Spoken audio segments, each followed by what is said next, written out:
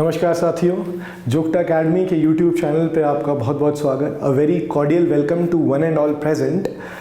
मैं आशा करता हूँ कि आप सभी लोग स्वस्थ होंगे, राइट। तो जैसे कि आप सभी लोगों को मालूम होगा कि जोगटा अकेडमी के यूट्यूब चैनल पे इकोनॉमिक सर्वे की एक्सक्लूसिव सीरीज़ शुरू हो चुकी है, राइट। उसी सीरीज़ में पहली वीडियो अपलोड भी हो चुकी है। तो आप लोग सभी जोगटा अकेडमी के यूट्यूब चैनल पे जाके प्लेलिस्ट में जाके चेक कर सकते हैं इकोनॉमिक सर्वे की पहली वीडियो। और दूसरी महत्वपूर्ण सूचना ये कि इकोनॉमिक सर्वे की जो हमेशा से पब्लिकेशन आपके लिए जोगटा अकेडमी लाता रहा है वो भी अब मार्केट में अवेलेबल है। तो हम आशा करते हैं कि हम साथ में मिलके इकोनॉमिक सर्वे को कॉम्प्रिहेंसिव तरीके से, कंप्लीट तरीके से कवर करेंगे, राइट। सो मैं एक्सपेक्ट करूँगा कि आपके पास वो कॉपीज़ हो और उन कॉपीज़ से आप इन वीडियो और उन कॉपीज़ के माध्यम से डेफिनेटली एक बहुत ही कंप्लीट अप्रोच के थ्रू आप इकोनॉमिक सर्वे को कवर कर सकते हैं, राइट। तो पहली वीडियो अवेलेबल है, please do have a look to that video. तो आज मैं आपके लिए इकोनॉमिक सर्वे का सेकेंड चैप्टर लाया हूँ and I am very sure you know the importance of the economic survey. So economic survey का महत्व बहुत ज़्यादा है। इकोनॉमिक सर्वे से बहुत सारे क्वेश्चंस बनते रहे इन वेरियस एग्जामिनेशन, चाहे वो HPS का एग्जामिनेशन हो, चाहे वो एलाइड सर्विसेज का एग्जामिनेशन हो। तो this economic survey need to be covered in its entirety and holistically, बहुत ज़रूरी है। चलिए, तो आज मैं आपके लिए उसी सीरीज़ में चैप्टर 2 लेके आया हूँ, राइट। तो जैसे कि आप देख सकते हैं चैप्टर 2 का जो नाम है वो है state income macro economic view. State income macro economic view. देखिए, हमने चैप्टर 1 में जो चीज़ें कवर की थी वो थी regarding the general economic condition of the state, कि स्टेट में इकोनॉमी कैसे बिहेव की है, राइट। और स्टेट में इकोनॉमी का, यानी जो हिमाचल प्रदेश की इकोनॉमी है उसकी क्या स्थिति रही है, सर। तो आई एम वेरी श्योर, देखिए जस्ट द पासिंग रेफरेंस, आप सभी को पता है कि दो जो डॉक्यूमेंट्स होते हैं इकोनॉमिक डॉक्यूमेंट्स, उनका बहुत इंपॉर्टेंस है, रेलेवेंस है। एक को हम कहते हैं बजट और एक को कहते हैं सर्वे। सर, बजट हमें प्रेजेंट, यानी हम बजट कब करते हैं, देखिए याद रखना है, एक होता है प्रेजेंट ईयर, एक होता है पास्ट ईयर और एक होता है sir future year. One is your future year, ठीक है जी। तो प्रेजेंट ईयर यानी जो अभी साल चल रहा है, पास्ट ईयर यानी पिछला, हम बात कर रहे हैं यहाँ पे सर फाइनेंशियल ईयर्स की, है ना, वित्तीय वर्ष के लिए। तो ये मैं आपसे एक्सपेक्ट करता हूँ कि आपको मालूम होगा इसके बारे में, you must be aware of that. Previous year होगा, जैसे अभी आप देख पा रहे हो नया ईयर शुरू हो गया है 1 अप्रैल 2024 से जो शुरू हुआ है।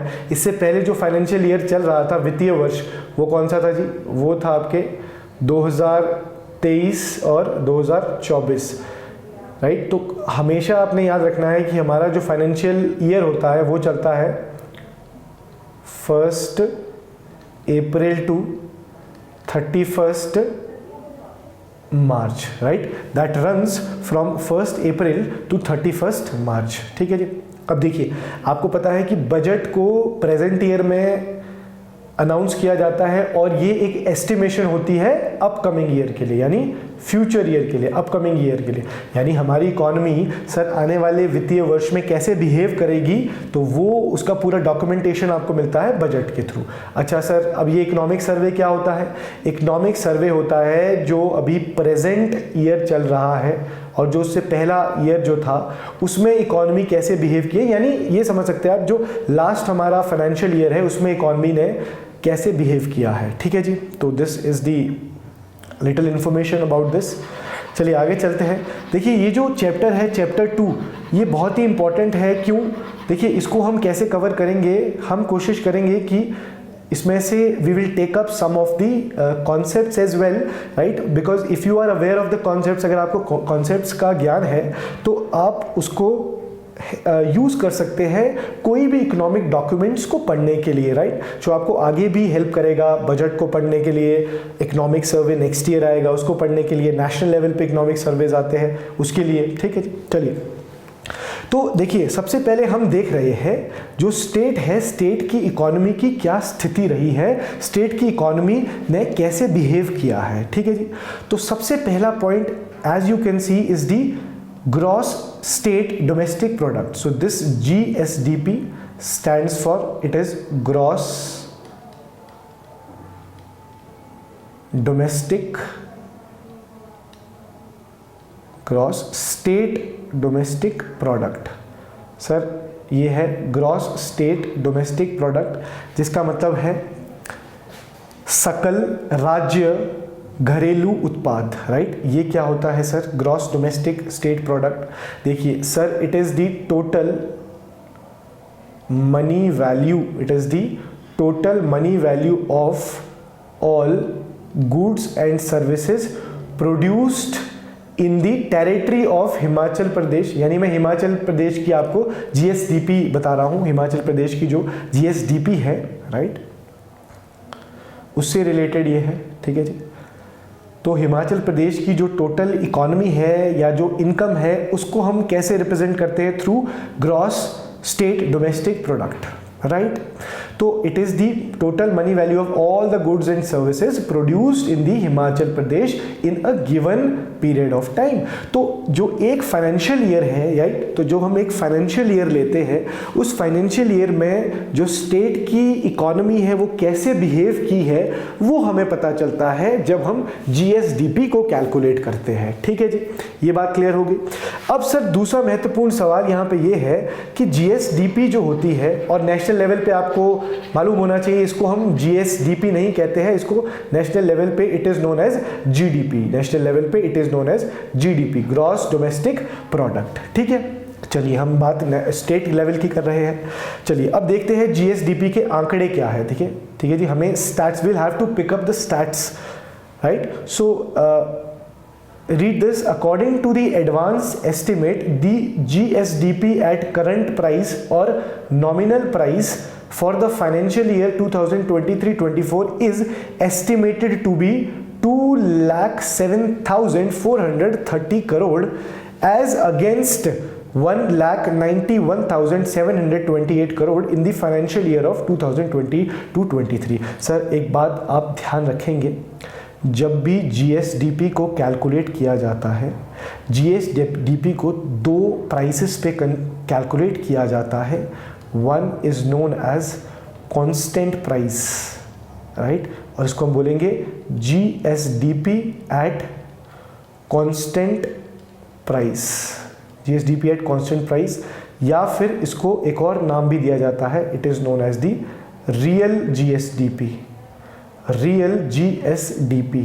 याद रखिएगा, please have a look to this concept, ध्यान से समझिएगा इसको, राइट। और GSDP को कैलकुलेट करने का एक और तरीका होता है जिसको हम बोलते हैं, GSDP को करंट प्राइस पे भी देखा जाता है, that is known as GSDP at sir current price, और जिसको हम कहते हैं nominal GSDP, that is known as nominal GSDP, this is nominal GSDP, right।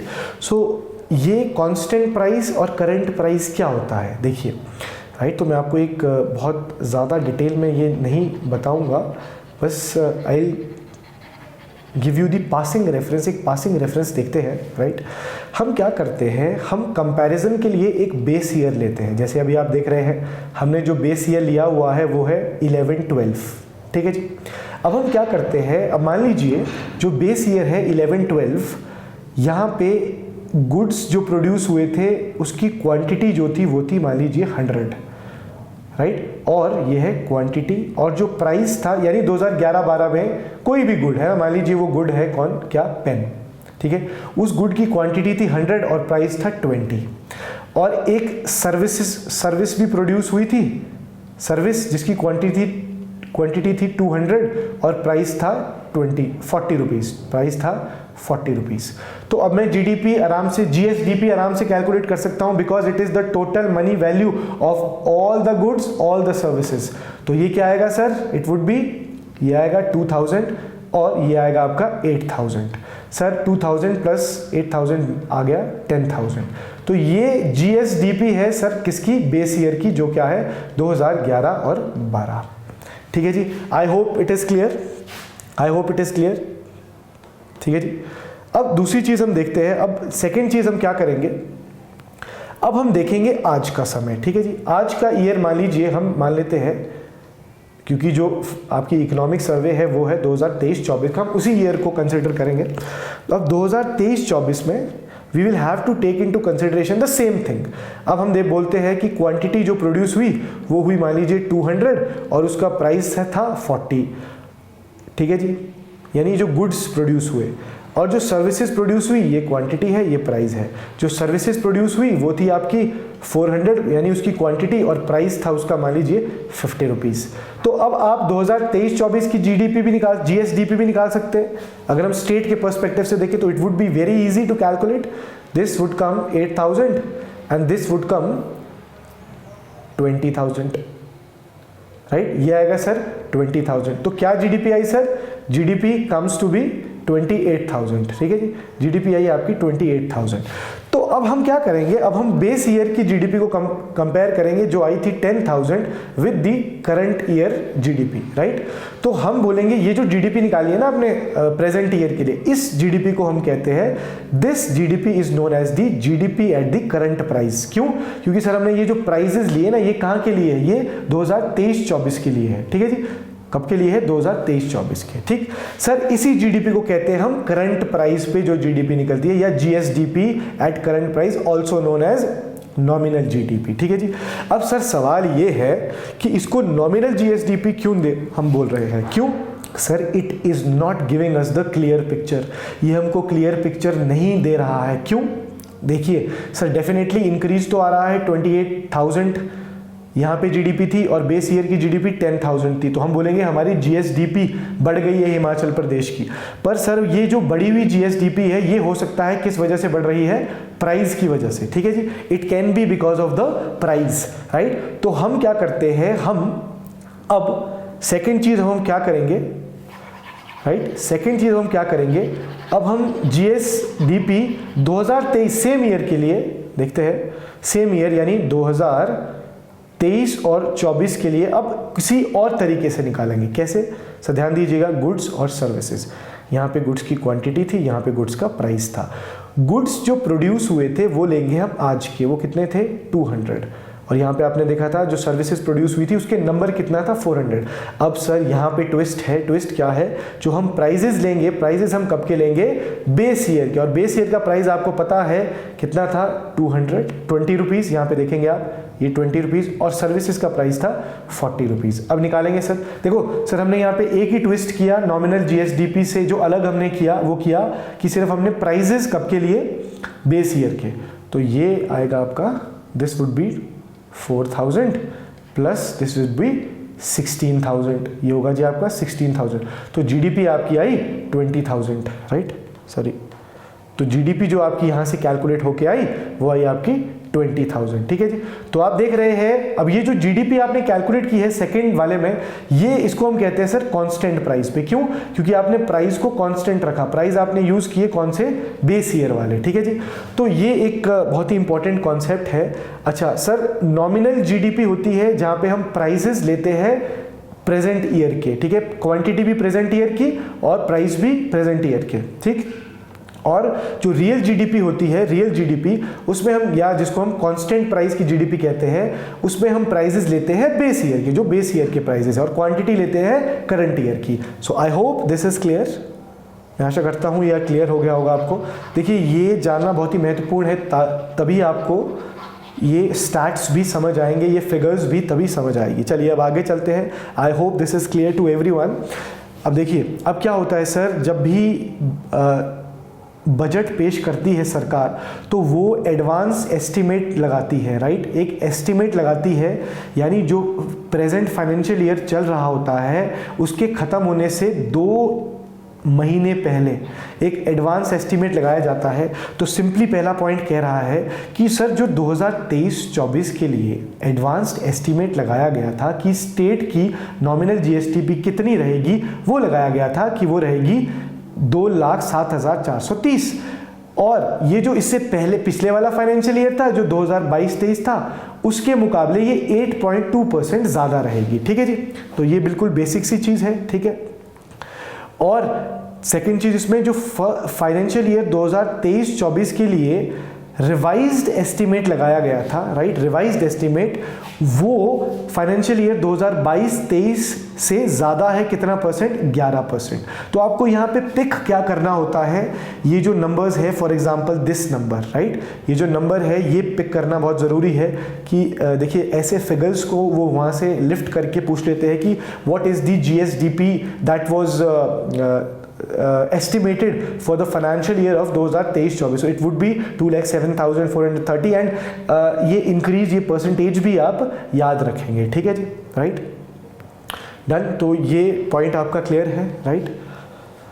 अब देखिए सर, देखिए मैं ज़्यादा इसमें डिटेल में जाना नहीं चाहूँगा because it is very time consuming, ये बहुत बड़े बड़े कॉन्सेप्ट्स हैं, फिर भी मैं आपको एक पासिंग रेफरेंस दे देता हूँ। देखिए जब बजट इंट्रोड्यूस होता है, बजट जनरली फरवरी में इंट्रोड्यूस होता है, फरवरी में जो आने वाला आगे फाइनेंशियल ईयर है उसके लिए ये एस्टिमेट जो होता है वो बजट में होता है।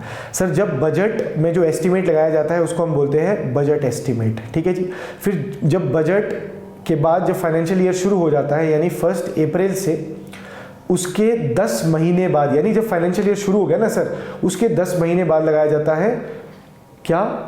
First revised estimate, right. तो यहाँ पे हम कह रहे हैं फर्स्ट रिवाइज्ड एस्टिमेट। चलिए जी आगे देखते हैं। अब देखते हैं GSDP कांस्टेंट प्राइस पे। आप देख पाएंगे सर GSDP कांस्टेंट प्राइस पे भी हमारे पास एक फिगर आ गया है। हमने समझ लिया है GSDP कांस्टेंट प्राइस को हम, याद कीजिए, रियल GDP भी कहते हैं। रियल GDP हमने समझा था, जहाँ पे हम क्या कर रहे थे, क्वांटिटी प्रेजेंट ईयर की ले रहे थे और प्राइस हम ले रहे थे बेस ईयर का। ठीक है जी, ताकि हमें रियल पिक्चर समझ आए कि एक्चुअली में कितनी, रियल टर्म्स में कितनी ग्रोथ हुई है इकोनॉमी में। तो जो रियल GDP है, सॉरी GSDP है स्टेट की, स्टेट ऑफ हिमाचल प्रदेश की, देखो कांस्टेंट प्राइस पे जैसे मैंने आपको बताया था, बेस ईयर का प्राइस हमने लिया है 11-12, उसके कंपैरिजन में जो था 1,42,800 करोड़ था, और जो इस बार लगाया गया था वो था 1,42,800, और जो ये फाइनेंशियल ईयर 2022-23 के लिए था कांस्टेंट प्राइस पे वो लगाया गया था 1,33,372 करोड़ रुपीस। ठीक है जी, तो जिसमें इंक्रीज हमको देखने को मिला है 7.1%, राइट। तो ये आप ध्यान रखोगे, राइट। तो this is your GSDP at constant and current price. ठीक है जी, तो आई hope this is clear sir. ठीक है जी, तो ये क्लियर है। तो हमने देख लिया है sir what we have seen the GSDP at current price, GSDP at constant price. ठीक है जी, तो ये दोनों फिगर्स आपको ध्यान रखने हैं, फिगर्स याद रखने हैं, और कितना परसेंटेज इंक्रीज हुआ है ये भी याद रखना है। ठीक है जी, डन। चलिए आगे चलते हैं। अब नेक्स्ट पॉइंट जो आपका है that is regarding the per capita income. ठीक है जी, पर कैपिटा इनकम। देखिए अब पर कैपिटा इनकम क्या होता है सर? पर कैपिटा इनकम मीन्स प्रति व्यक्ति आय। ठीक है जी, यानी एवरेज जो इनकम है इंडिविजुअल्स की, उसको हम बोलते हैं प्रति व्यक्ति आय या पर कैपिटा इनकम। चलिए हम देखते हैं पर कैपिटा इनकम हिमाचल के लिए कैसी रही है। ठीक है जी सर, पर कैपिटा इनकम एक बहुत ही इंपॉर्टेंट इंडिकेटर होता है ह्यूमन डेवलपमेंट को इंडिकेट करने के लिए, एक ड्राइवर होता है ह्यूमन डेवलपमेंट का को इंडिकेट करने के लिए। चलिए देखते हैं हाउ द पर capita income has behaved in the last financial year. The per capita is obtained by dividing the net domestic product. देखिए सर, अब मान लीजिए हमें हिमाचल की पर कैपिटा इनकम निकालनी है, तो हम क्या करेंगे सर? हम निकालेंगे net state domestic product, right. अब ये नेट स्टेट डोमेस्टिक प्रोडक्ट क्या है सर? हम GSDP जो हम पहले ही निकाल चुके हैं कांस्टेंट प्राइस पे और करंट प्राइस पे, हम GSDP से माइनस कर देते हैं डेप्रिसिएशन को। डेप्रिसिएशन क्या होता है? जनरल वियर एंड टियर, और हमें मिल जाता है नेट स्टेट डोमेस्टिक प्रोडक्ट। तो मैं उसी चीज़ की बात कर रहा हूँ जो नेट स्टेट डोमेस्टिक प्रोडक्ट है। मान लीजिए वो कितना आया? 500 रुपये। ठीक है जी। उस 500 रुपये से हम डिवाइड करेंगे जो पॉपुलेशन है कहाँ की, स्टेट की, और हमें मिल जाएगा सर प्रति व्यक्ति आय, that is your per capita income. ठीक है जी। चलिए ये इन्होंने बताया है कि कैसे किया जाता है, राइट। अब देखेंगे according to advance estimate per capita income, current price पे पर कैपिटा इनकम क्या है, 2,35,199 करोड़, ये बहुत सॉरी रुपीज़ है, ये ₹2,35,199। ये सर एस्टिमेट लगाया गया था कि फाइनेंशियल ईयर 2023-24 के लिए ये पर कैपिटा इनकम रहेगी, यानी हिमाचल में प्रति व्यक्ति की जो आय होगी वो होगी 2,35,199। Very important figure to remember, इसको आपको सर याद करना है। ठीक है जी। अच्छा, और वो पिछला जो फाइनेंशियल ईयर था सर उससे ज़्यादा थी डेफिनेटली। आप पिछले फाइनेंशियल ईयर की एस्टिमेशन देख सकते हैं, जो लगाई गई थी पर कैपिटा इनकम की, वो थी 2,18,788 रुपीज़। अब जो इस साल की पर कैपिटा इनकम की एस्टिमेशन लगाई गई थी, यानी जो पिछला फाइनेंशियल ईयर है जिसका इकोनॉमिक सर्वे हम देख रहे हैं, उसमें 7.5% ज़्यादा एस्टिमेशन लगाई गई थी। ठीक है जी, दिस इज क्लियर, राइट। तो ये फिगर आपको याद रखनी है कि इस बार की जो पर कैपिटा इनकम है उस पर कितना एस्टिमेशन लगाया गया था। ठीक है जी। ओके, आगे चलते हैं। अब ये जो PCI of state is higher than the all India figures, ये भी कई बार पूछ लिया जाता है स्टेटमेंट में कि जो पर कैपिटा इनकम हिमाचल प्रदेश की है वो नेशनल लेवल से कम है कि ज़्यादा है, राइट। तो अब हम देखते हैं next point, there is a rise in the per capita income of the state from, ये देखो ये हमने क्या लिया है, ये कांस्टेंट प्राइस पे लिया है, यानी 11-12 में जो सर प्रति व्यक्ति आय हिमाचल की हुआ करती थी वो थी 87,721 रुपये। अब वो बढ़ के हो गई है सर 2,35,000, जो कि हमने यहाँ भी देखा है, जिसमें डेफिनेटली इंक्रीज आया है सर 7.9% का। ठीक है, ये फिगर भी आप ज़रूर देखेंगे, राइट। नेक्स्ट है आपका जो पर कैपिटा इनकम है ऑल इंडिया में, वो होती थी सर 63,462 रुपये 2011-12 में, जिसमें डेफिनेटली इंक्रीज हुआ है 1,85,854। ठीक है जी। तो जिसमें 8.6% जो है इंक्रीज विटनेस किया है हिमाचल प्रदेश ने। तो आपको यहाँ से what are the picks of the figures, क्या की टेक अवेज है, ये फिगर आपको याद रखनी है, ये फिगर आपको याद रखनी है, और आपको ये फिगर याद रखनी है, कितना इंक्रीज हुआ है और नंबर्स में कितना वो इंक्रीज है पर कैपिटा इनकम में। चलिए जी, let's get to the next point. The third point is your sectoral growth trajectory. ठीक है जी, सेक्टोरल ग्रोथ ट्रेजेक्टरी, राइट। अब हम देख रहे हैं सेक्टोरल ग्रोथ। ठीक है सर, हम सभी को पता है इकोनॉमी के नेचर ऑफ एक्टिविटी के बेसिस पे 3 सेक्टर होते हैं, राइट। एक प्राइमरी सेक्टर, एक सेकेंडरी सेक्टर, और एक होता है टर्शरी सेक्टर, राइट।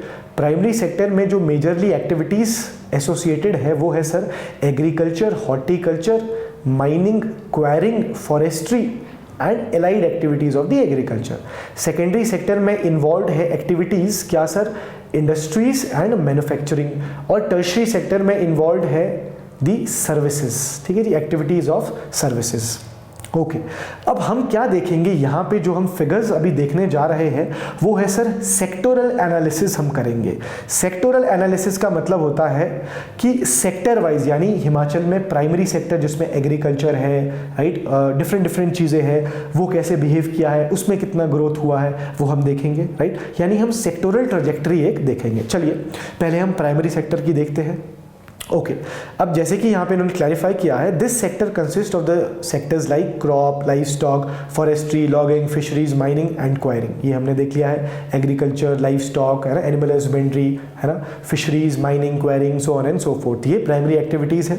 अब देखेंगे सर, अब जो एडवांस्ड एस्टिमेट लगाया गया था, gross value added from the primary sector is likely to contract to 17,036 crore at the rate of -2.2% at the constant price because of the contraction in the crop sector as against rupees 17,417 crore in the year financial year का क्या at constant price। देखिए इसको आपको मैं simplify करके बताने की कोशिश करता हूँ कि ये क्या कह रहा है। ठीक है, अब देखिए सर, द पॉइंट इज, देखिए क्या होता है, हमें ये जानना बहुत ही महत्वपूर्ण होता है कि प्राइमरी सेक्टर कैसे बिहेव कर रहा है, सेकेंडरी सेक्टर में कितनी ग्रोथ है, कैसे बिहेव कर रहा है, और टर्शरी सेक्टर कैसे बिहेव कर रहा है। ठीक है जी, तो हम प्राइमरी सेक्टर की ग्रोथ को अलग से ट्रैक करते हैं, सेकेंडरी सेक्टर की अलग से और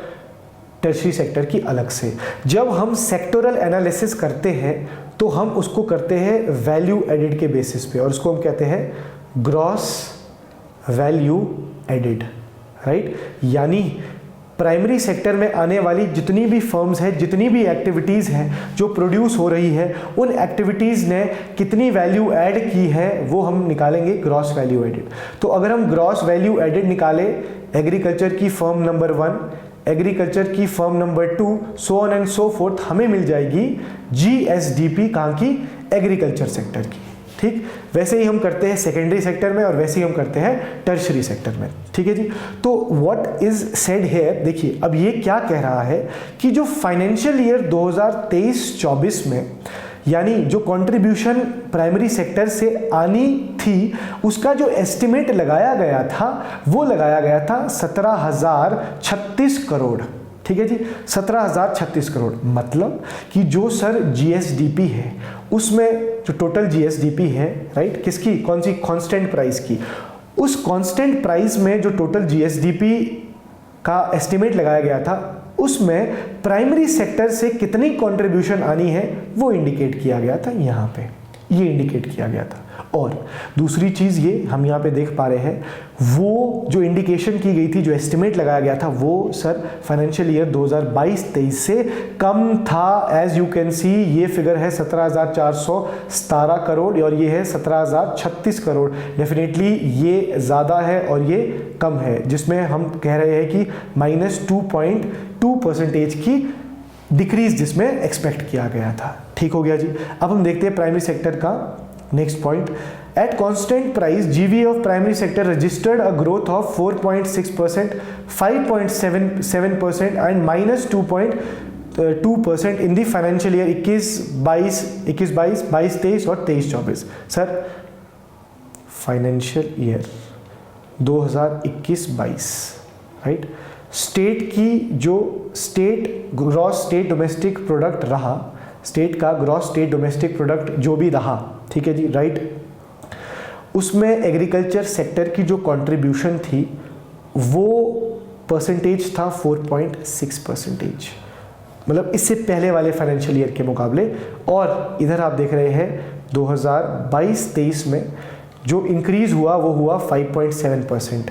और सर फाइनेंशियल ईयर 23-24 में वो इंक्रीज नहीं हुआ, इनफैक्ट डिक्रीज हुआ, वो चला गया 2.2%। क्यों सर, वो यहाँ पे भी इंडिकेट आप देख रहे हैं, यानी जो टोटल कंट्रीब्यूशन होनी चाहिए थी प्राइमरी सेक्टर से वो कम हुई है as compare to the last financial year, that is 22-23। ठीक है जी, ये याद रखेंगे। तो सर इसका कंक्लूजन क्या निकला, that primary sector remains the less contributing sector. GSDP में टोटल कंट्रीब्यूशन प्राइमरी सेक्टर से बहुत कम आ रही है। ठीक है जी, चलिए आगे चलते हैं। अब देखेंगे crop sector GVA in real term is estimated a contraction of 6.5%, right, यानी टोटल जो देखा गया सिर्फ क्रॉप सेक्टर का। अब आपको पता है प्राइमरी सेक्टर को क्रॉप सेक्टर में भी डिवाइड किया जाता है, लाइफ स्टॉक, फॉरेस्ट्री, लॉजिंग। अगर हम देखें ना सर क्रॉप सेक्टर का, केवल क्रॉप सेक्टर का, तो उसमें -6 यानी एग्रीकल्चर, सिर्फ एग्रीकल्चर को देखिए अगर हम प्राइमरी सेक्टर में, उसमें -6.5% का कॉन्ट्रैक्शन देखने को मिला है। यानी सर क्रॉप सेक्टर ने जो पिछले फाइनेंशियल ईयर में कंट्रीब्यूट किया था उसके मुकाबले इस बार के लिए जो एस्टिमेट लगाया गया था 23-24 के लिए वो और भी कम है, वो केवल 6.5% है। ठीक है जी, चलिए अब प्राइमरी सेक्टर का दूसरा सब सेक्टर हम देखते हैं, फॉरेस्ट्री एंड लॉजिंग सेक्टर में भी देखिए यहाँ पे पॉजिटिव ग्रोथ है ना, तो यहाँ पे 1.6% जो कंट्रीब्यूशन है वो हुआ है। ठीक है जी, GSDP में।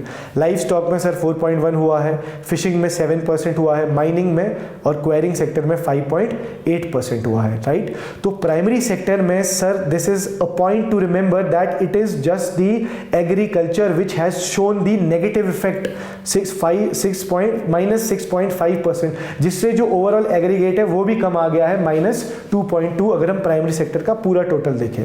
तो how question can be put up that out of the sub sectors of the primary sector which sub sector has shown the negative growth, तो it is only the agriculture sector among the other sectors of the primary sector, otherwise बाकी सब में आप देख रहे हैं positive growth देखने को मिली है, right. So that is all about the primary sector. Now let us talk about the secondary sector. Secondary sector में देखेंगे आप, दिस सेक्टर कॉन्स्टिट्यूट, जैसे कि मैंने आपको बताया है, सेकेंडरी सेक्टर में सर इंडस्ट्रीज है, मैन्युफैक्चरिंग है, वाटर सप्लाई है, यूटिलिटी सर्विसेज है, कंस्ट्रक्शन है।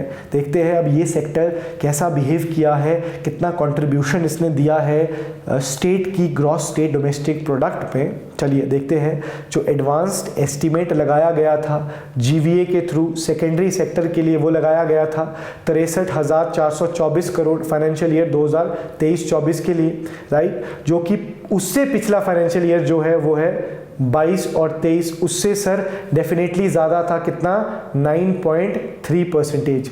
That means sir secondary sector कितना कंट्रीब्यूट करेगा जीएसडीपी में, उसका जो एस्टिमेट लास्ट फाइनेंशियल ईयर में लगाया गया था यानी 23-24 के लिए जो लगाया गया था वो सर डेफिनेटली ज़्यादा था इससे पहले वाले फाइनेंशियल ईयर के मुकाबले, ठीक है जी। तो आप देख सकते हैं जहां की सर प्राइमरी सेक्टर में, याद रखना है प्राइमरी सेक्टर में जो ग्रोथ थी वो -2.2% थी, ठीक है, नेगेटिव में वो गया था, और उसमें भी किसकी वजह से, एग्रीकल्चर सेक्टर की वजह से। अगर हम सेकेंडरी सेक्टर का ओवरऑल देखें तो ये पॉजिटिव में गया है 9.3%, राइट। तो सेकेंडरी सेक्टर की कंट्रीब्यूशन जो थी वो अच्छी खासी थी जीएसडीपी में, जो पॉजिटिव में गई है, ठीक है जी। अगर हम सब सेक्टर वाइज देखें, अगेन ये जो सेकेंडरी सेक्टर है इसके भी सब सेक्टर्स होते हैं, देखेंगे।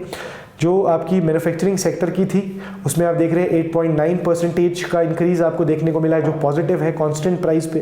फिर electricity, gas, water supply, other utility services जिसमें अगेन पॉजिटिव है। कंस्ट्रक्शन सेक्टर में भी जो कि अच्छी खासी ग्रोथ देखने को मिली है, जो कि 12.9% है। याद रखिएगा सेकेंडरी सेक्टर में पॉजिटिव ग्रोथ मिली है 9.3% की, और इनके सभी सब सेक्टर्स में पॉजिटिव ग्रोथ देखने को मिली है, और सबसे ज़्यादा है कंस्ट्रक्शन सेक्टर में। चलिए that is about the secondary sector. Now let us move to the tertiary and the services sector. देखिए अब आपको पता है टर्शरी सेक्टर में क्या क्या होता है, trade and repair services, hotels, right, restaurant, transport, railways, road, air services, right, communication services, broadcasting, financial, right, यानी all kinds of services are included in the tertiary sectors, right. अब tertiary sector का हम देखते हैं जी। अब देखते हैं, the service sector in the state is highest contributor to the gross state value added and employment, ठीक है जी। द एस्टिमेट देखिए, द एडवांस एस्टिमेट जो लगाया गया था वो लगाया गया था कांस्टेंट प्राइस पे, यानी 11-12 के मुकाबले सर्विस सेक्टर के लिए वो एस्टिमेटेड था जो पिछली बार यानी जो लास्ट फाइनेंशियल ईयर में लगाया गया था वो था ₹54,253 करोड़, राइट, जो कि सर डेफिनेटली ज़्यादा था, कितना 7.4% ज़्यादा था इससे पहले वाले फाइनेंशियल ईयर के लिए, राइट। सर एक चीज़ याद रखेंगे, ये जो टर्शरी सेक्टर है सर ये हाईएस्ट कंट्रीब्यूटर है किसके लिए, it is the highest contributor to the gross state domestic product as well as gross state value added, right. Sir ये जो टर्शरी सेक्टर है या सर्विसेज सेक्टर है, यहाँ से सबसे ज़्यादा कंट्रीब्यूशन हो रहा है जीएसडीपी में। This is a point two remember. जैसे आपने देखा था प्राइमरी सेक्टर में सर जो जीएसडीपी में कंट्रीब्यूशन है it is very less, right, और जो एक्सपेक्टेशन भी थी, एस्टिमेशन थी, वो भी नेगेटिव में गई है, ठीक है। तो यहाँ पे जीएसडीपी की जो एस्टिमेशन गई थी, जीएसडीपी में जो एस्टिमेशन थी टर्शरी सेक्टर से, वो सर डेफिनेटली क्या रही है, पॉजिटिव रही है, और कितनी रही है, 7.4% रही है, ठीक है जी।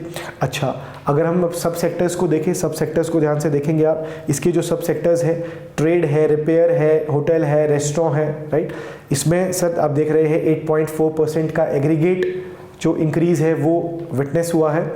ट्रांसपोर्ट में जो रखी गई थी एस्टिमेट वो है 11.4%, यानी पिछले फाइनेंशियल ईयर के कंपैरिजन में। और जो रियल एस्टेट ओनरशिप और प्रोफेशनल सर्विसेज का सेक्टर है, सब सेक्टर जो टर्शरी का है, उसमें रखी गई थी 7.8%, राइट, इस साल के लिए इन कंपैरिजन टू 22 और 23, ठीक है जी। ओके सर, अब आप देख पा रहे हैं जो कि ये जो चार्ट है, this is showing that how the different sector has behaved differently, right. जैसे कि आप देख रहे हैं, अभी हमने देखा सर, देखिए ये जो अभी हमने डिस्कस किया ना, this that is the comprehensive discussion. Now through these 3 tables you can have a look, you can have a summary, right, to what we have discussed. उसकी summary है, देखिए सर, ये हमने देखा है प्राइमरी सेक्टर में एडवांस एस्टिमेट जो लगाया गया था वो था 2.2%, और जो आपका 2022-23 में था वो 5.7 था, 4.6 था, उससे पहले भी, यानी पिछले आप देखोगे वो, राइट। तो sir that means in last 6 years, ये टोटल है last 6 years, in these last 6 years, this जो लास्ट ईयर था आपका पिछले से 6 साल में, सर ये जो लास्ट फाइनेंशियल ईयर था जो 2023-24 था, केवल वही एक ऐसा ईयर है पिछले 6 साल में जहाँ पे प्राइमरी सेक्टर के लिए जो एस्टिमेट लगाया गया था जीएसडीपी में वो नेगेटिव में गया है, ठीक है जी। Okay, now see this secondary sector. Secondary sector में बहुत अच्छा रहा है, हमने देखा है 9.3, टर्शी में 7.4 है। ये कंपैरिजन पिछले 6 सालों के कंपैरिजन है। सो सर कैसे कंक्लूड करेंगे हम इस पूरे पॉइंट को? वील कंक्लूड इट कि प्राइमरी सेक्टर में जो ग्रोथ एक्सपेक्ट की गई थी वो नेगेटिव थी, और सेकेंडरी सेक्टर में जो ग्रोथ एक्सपेक्ट की थी वो सबसे ज़्यादा थी, वो थी 9.3, और टर्शियरी सेक्टर में भी पॉजिटिव थी, बट कितनी थी? 7.4%। हाँ, आई होप दिस इज क्लियर। चलिए अब देखते हैं sectoral contribution based on the advance estimates, right. तो अब हम देख रहे हैं जो एडवांस एस्टिमेट लगाए गए थे, राइट, जो फाइनेंशियल ईयर 2023-24 है उसमें वो हम देखते हैं प्राइमरी सेक्टर के लिए एस्टिमेट था 27,147 करोड़, जो 14.1% था किसका? जीएसडीपी का। और सेकेंडरी सेक्टर के लिए जो लगाया गया था वो था 81,968 करोड़, जो कि 42% था किसका? जीएसडीपी का। और टर्शियरी सेक्टर के लिए जो एस्टिमेट लगाया गया था वो था 84,005 करोड़, राइट, जो कि 43.5% था। Sir let me tell you one thing very clearly, these 3 points are very important, these are super important, right? So please remember these points, right? So what we are saying is, let us say this is the whole GSDP of the state. ये है sir GSDP of the state, यानी total money value जो एक साल में कोई state produce करता है, ठीक है जी, टोटल गुड्स एंड सर्विसेज से। सर सोचिए इसमें से जो सबसे ज़्यादा कंट्रीब्यूशन आपको देखने को मिल रहा है, सबसे ज़्यादा कंट्रीब्यूशन आपको देखने को मिल रहा है वो मिल रहा है टर्शरी सेक्टर से। कितना? 43.5%, ठीक है जी। उसके अलावा जो आपको दूसरा देखने को मिल रहा है सेकंड नंबर पे जो है वो है आपका सेकेंडरी सेक्टर, जो है आपका 42.4%। और जो लास्ट में आपको सबसे कम कंट्रीब्यूशन देखने को मिल रहा है जीएसडीपी में वो है आपका सर प्राइमरी सेक्टर से, जो केवल है 14.1%। This is very important.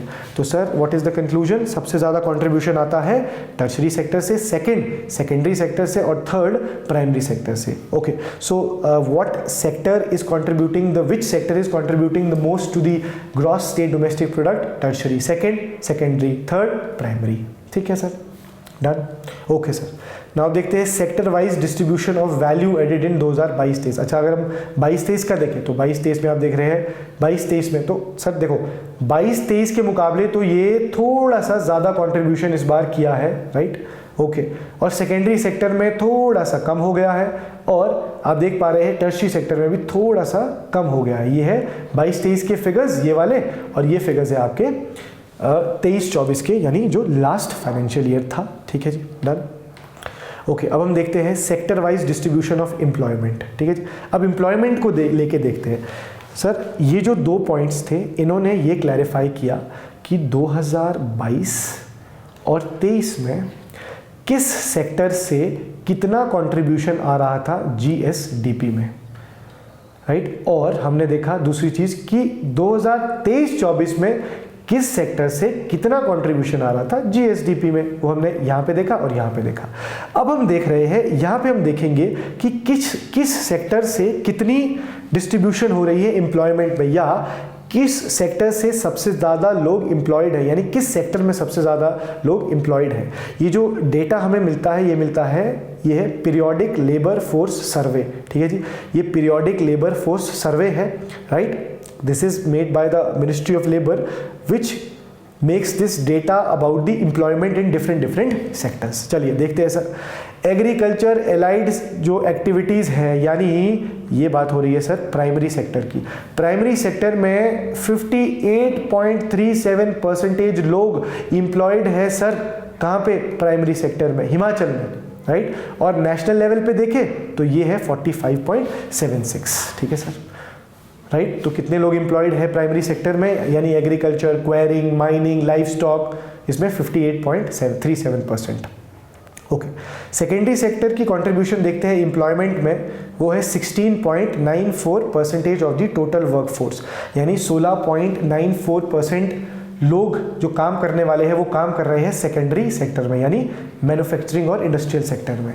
Sir next is tertiary sector. Tertiary sector में जो एम्प्लॉयड है लोग वो है 24.35% ऑफ द टोटल वर्कफोर्स, ठीक है जी, राइट, डन। सर क्विकली मैं आपको एक ग्लिम्स दूंगा, इनसाइट दूंगा दोनों के कंपैरिजन में सर, ठीक है। जो ये दो हमने पॉइंट्स किए, राइट। हिमाचल में एक आया कंट्रीब्यूशन टू जीएसडीपी और एक आया कंट्रीब्यूशन टू एम्प्लॉयमेंट।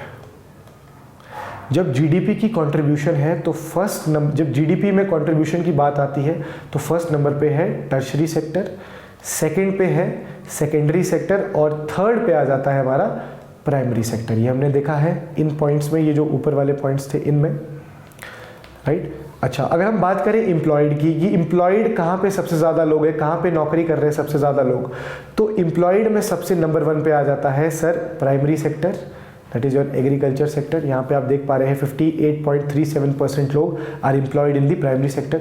सेकंड पे ये आ जाता है आपका, सेकंड पे आपका आ जाता है टर्शरी सेक्टर एम्प्लॉयमेंट में, और थर्ड में एम्प्लॉयमेंट में आ जाता है आपका सेकेंडरी सेक्टर, ठीक है जी। तो ये डेटा आपको याद रखना है, इट इज़ राइट। तो ये आपको बहुत ही इंपॉर्टेंट है, right, this is very important, you should write take a note of it and remember this, ठीक है जी। तो कंट्रीब्यूशन जीएसडीपी में ये है आपका, और जब कंट्रीब्यूशन एम्प्लॉयमेंट में आता है तो this is how it is, right. चलिए जी नेक्स्ट पॉइंट देखते हैं, share of different sector in gross value added employment, right. तो ये हमने, दिस इज नथिंग, जो हमने डिस्कस किया है उसी का एक चार्ट है। देखिए जैसे अगर अब हम यहाँ क्या कर रहे हैं, एचपी के साथ कंपेयर कर रहे हैं, ठीक है जी। तो अगर आप देखिए टोटल प्राइमरी सेक्टर में आप देखेंगे जो 2022-23 में कंट्रीब्यूशन था प्राइमरी सेक्टर का जीएसडीपी में, वो था 13.94%, जो कि सर ध्यान देना है नेशनल एवरेज से कम है, क्योंकि नेशनल लेवल पे अगर हम देखें एग्रीकल्चर सेक्टर जो है या प्राइमरी सेक्टर जो है वो कंट्रीब्यूट करता है जीएसडीपी में कितना सर, 20.97%, और एम्प्लॉयमेंट में हमारा परसेंटेज ज़्यादा है, ठीक है।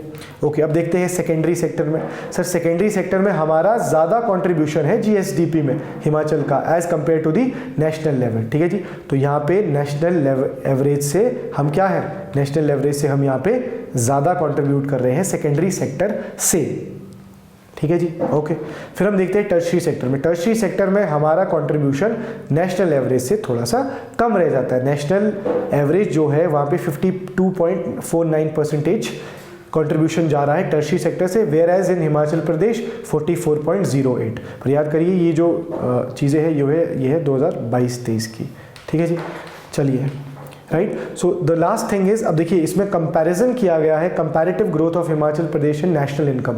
देखेंगे सर, देखेंगे फर्स्ट प्लान जो 5 ईयर प्लान आया था, आपको पता होगा फर्स्ट 5 ईयर प्लान 51 से 56 में आया था, उसमें हिमाचल प्रदेश एनुअल ग्रोथ जब हम देखते हैं वो 1.6% और नेशनल एवरेज 3.6% का, राइट। तो ये पूरा जो आप ट्रेंड देख रहे हैं ये है आपका नेशनल, जो नेशनल ग्रोथ हुई है, जो ग्रोथ रेट है, और हिमाचल की जो ग्रोथ रेट है वो ये है। आप देख पा रहे हैं, आपको ज़्यादा सारे आपको याद रखने की ज़रूरत नहीं है। You can have a look to these, right, जो 2023 में है, राइट, वहाँ पे आप देख पा रहे हो 7.1 जो है ग्रोथ रेट एक्सपेक्ट की गई थी, ये ध्यान में रखना है, और नेशनल एवरेज आपका 7.3 था। This is very important, 7.1%, right? So this is all about the chapter 2. I hope it is clear, right? If you have any doubts, you can comment your doubts in the comment section, right? So I hope many things are clarified to you, right? तो अब next video में I will take up the chapter number 3, right? So we'll see that in the next chapter, ठीक है जी? So till then, please do take care of yourself. God bless you. Thank you so much. धन्यवाद.